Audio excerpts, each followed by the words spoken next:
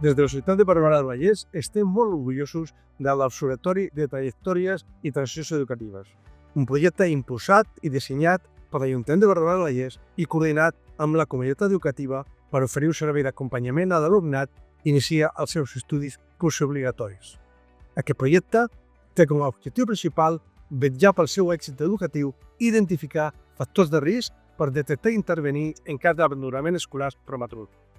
Amb aquest observatori oferim acompanyament a l'alumnat i també a les seves famílies, proporcionant orientació, empatia, suport continu i treball-atge. És fonamental recordar que tots i totes som responsables de construir una ciutat que no abandona la seva joventut. L'abandonament escolar prematur no només priva la nostra joventut d'un futur prometedor, sinó que també afecta la nostra comunitat en conjunt. Per això, el nostre compromís és escoltar les necessitats dels joves, orientar-los en el seu camí educatiu i professional i proporcionar-los les eines i recursos necessaris per desplegar tot el seu potencial.